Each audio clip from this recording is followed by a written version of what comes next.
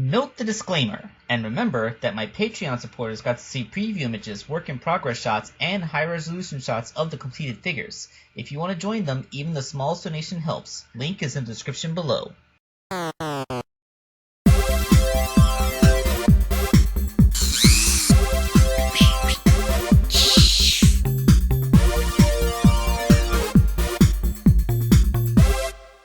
Alright, hello out there, this is Wake Angel 2001, back from Rhode Island Comic Con, and completing my next figure.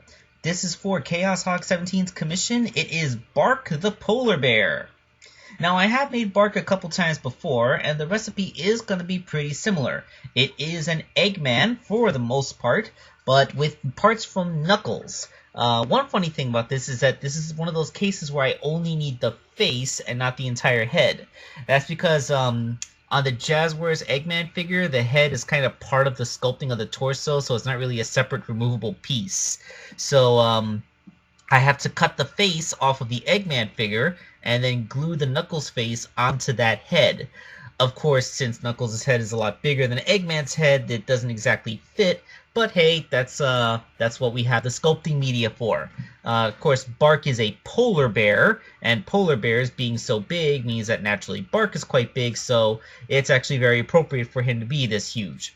Once the head is attached, and I have some accoutrements like the tuft of fur on his belly and his scarf and stuff sculpted in, I then go back and do a little bit more sculpting. The bangs come from Amy, although everything else is pretty much sculpted myself, including his ears, his little winter stocking cap, and his sideburns, which are kind of similar to Knuckles' side dreads, but they're shorter. And then after all of that has had a chance to stabilize, then I put on the big old ponytail that he has. Yeah, he has this big triple pointed ponytail thing. And once all of that sculpting is finally done, then the figure is painted. Like polar bear fur, he's kind of a light, almost skin tone-ish color, so I believe the paint specific name is sand, but you know that's neither here nor there. So that's the torso of Bark. So now we need to work on the extremities. So, normally, you wouldn't be able to get Knuckles' hands into Eggman's arms, because, in Eggman's case, he's one of the few figures where the pegs are in the hands, and the arms have the holes, instead of it being the other way around. So, I took one of Knuckles' his big old mitten hands, and after cutting off the knuckles, of course, I cut off the cuff that has the hole for the arm peg to go into, and glued the hand peg from the Eggman figure onto this glove. Then I use a little bit of epoxy sculpt to smooth out the transition, of also using epoxy sculpt to smooth out the scars left over when I cut the knuckles off. So this gives you a big old Knuckles hand that you can stick onto Eggman's arm. With the proper paint job, they look just like Bark's. You know, it's a big mitten style hand with a huge glove cuff on big polar bear arms. Yeah, it all works out pretty good.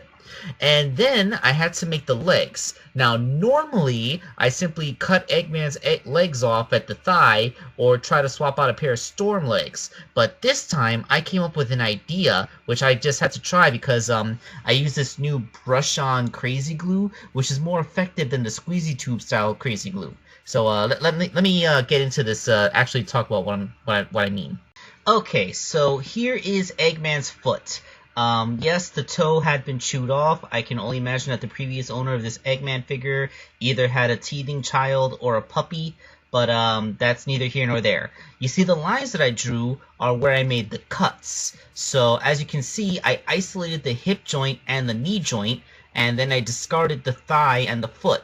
Then I reattached the joints so that they were closer together, and attached one of Knuckles' feet on the bottom.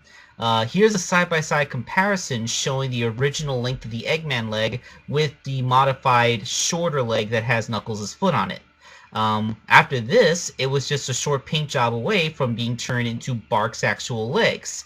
The benefit of this technique is that it means that Bark has actual knees now. This is the first time I ever made a Bark the Polar Bear figure. I made two before, just for the record. And it's the first time that he actually has knees. So yeah, that's a bonus. That's articulation that a Bark figure I made never had before. Yeah, because I'm Wake Angel 2001, and I'm always trying to improve myself. So those are the last parts that I made, so we can go ahead and take a look at the completed figure now. And there he is, Bark the polar bear. Even though he was a fairly prominent character in the Archie comic book series, he has yet to make an appearance in the IDW series. But you know, that just kind of got started, and they don't want to dump all the characters in at once.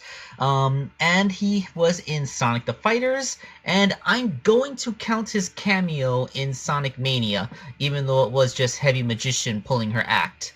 But yeah, that is Bark the polar bear in all of his more posable than usual, because now he has knee joints glory. Will I ever figure out how to give this thing a neck joint?